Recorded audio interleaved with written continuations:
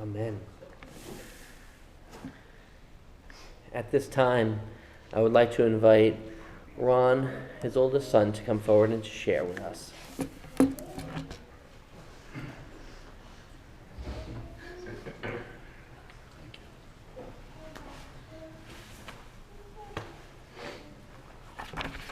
Wow.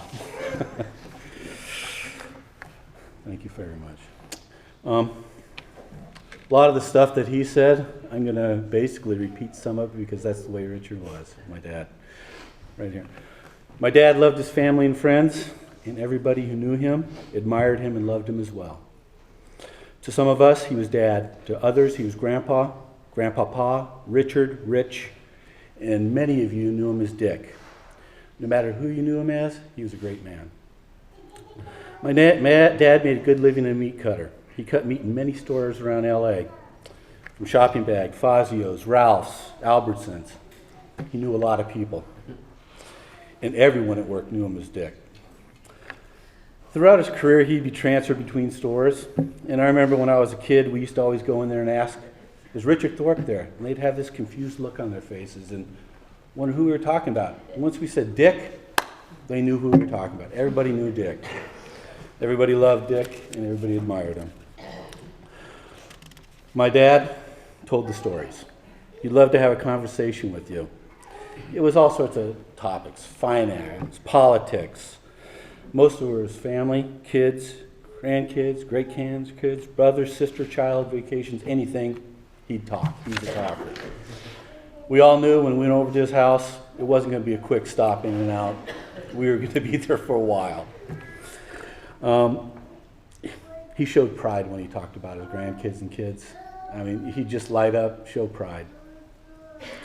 No doubt he's telling stories to God, his mom, dad, friends, anybody he meets in heaven. You know he is. My dad was a proud man. He always provided for his family. We had a very large family, as you said.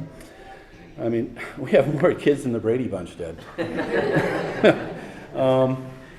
With all their great-grandkids, nieces, nephews, everybody was always around him, and he loved that. So many kids. It was such an adventure trying to find a table at a restaurant. Everywhere we went, we'd have to hunt down and wait. So a table over 30, yes, and it's like crazy. Okay, let's see where I was. Right here. Okay, I remember when I was a kid, he would eat peanut butter and jelly sandwiches for lunch at work because he wanted to make sure we had food on the table, clothes on our back, and a roof over our heads. He was proud. You got to love my dad. Like you said, he's old school. He didn't have a cell phone. First ATMs came out, he had nothing to do with them. He wanted to go inside that bank, talk to that teller, and that was it. Same thing with direct deposit. He wanted that paycheck in his hand. He wanted the personal interaction, eye contact, that greeting and handshake with people. He wasn't for ATMs and electronics and computers. I also said my dad would rather have a regular cup of coffee than one of those fancy Starbucks. He'd rather read a book or a newspaper. He doesn't want an iPad. He didn't want a Kindle. And he did smoke cigarettes, and there was no stopping. We wouldn't even try. Earlier we did, but we figured, no, he's stubborn. That's it. He all the way to the end. My dad did have a sweet tooth. He loved the chocolate-covered cherries, fudge, and lots of cream and sugar in his coffee. In fact, we joke around with him and say, would you like a sprinkle of coffee in your cream and sugar? The other day, Nana and I, Kelly, we were walking through the mall, and we noticed a See's candy shop. We looked at each other and said right away, that's what Dad loved. So we went in and got a box of candy in his name. My dad loved family vacations. We'd go all over the place, SeaWorld, Animal Park, Disneyland, Seaport Village, everywhere. He loved the cruises. During those vacations, he would like to eat at Mexican restaurants, get a big margarita, a large burrito, enjoy being with the family, always with the family. He would never finish his burrito because it was so huge, but he'd have enough to eat for 3 or 4 days after that. But he did finish his margarita. Dad was funny one year. After dinner in San Diego, he jumps into his van and wanted to take off, and the van would not move. It was on a slight hill. So Kenny gets out, gets in the driver's seat, ready to take off. Lori's in there twirling her hair. My dad gets out to the back of the car, and as some of you guys know, he's holding the car.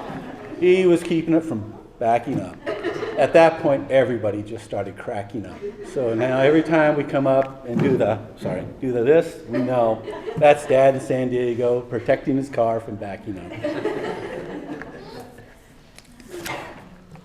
When we were younger, after loading up the station wagon, or even later on loading up the vans, he would say, "Saddle up, troops, daylight's burning."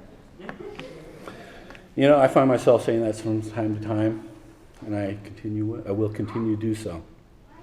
You know, he wanted to travel more after he retired, but he just got too busy. Sadly, it did not happen as much as he wanted to. And our future vacations will not be the same without him.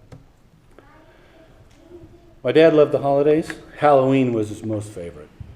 He would talk about what new decorations he got, what he's going to set up, and go and set up his decorations in the yard. He enjoyed the neighbors' kids, all of us coming over to see it. And then we'd love coming over and seeing it as well, and we'd talk about it, and then he'd be ready for the next year. That was his favorite holiday, Halloween. So this year we're going to do the same thing. We're going to set up Halloween for him. My dad also loved plants and flowers. He loved to go to Wisconsin gardens. He would also go to the local nursery, buy plants for his yard, and if he found a good deal, he'd tell us about it, and we'd run over and get the plant too. He would sit on his front patio, drink coffee, smoke cigarettes, view the mountain, enjoy those plants and flowers. He'd also like seeing the bluebird that came by and eat a peanut out of his hand. Only eat out of his hand, no one else's hand, his hand. My dad also enjoyed going to the park, watching his grandson play baseball. He enjoyed watching the Dodgers on TV and also listening to the old tunes like the Kingston Trio. Like most dads, he taught us to play baseball, drive a stick shift car, and play chess. He also taught us what's right and wrong, instilled positive values in our lives, and gave us the foundation of who we are today. My dad would have been turning 80 this week. We were looking forward to his birthday celebration, but now we mourn his passing, and we're going to celebrate his life. My dad will be missed by many, but he'll never be forgotten. So, Dad, now you have time to take your sip of your margarita, take a bite of your homemade fudge, and tell all your stories. We love you, Dad.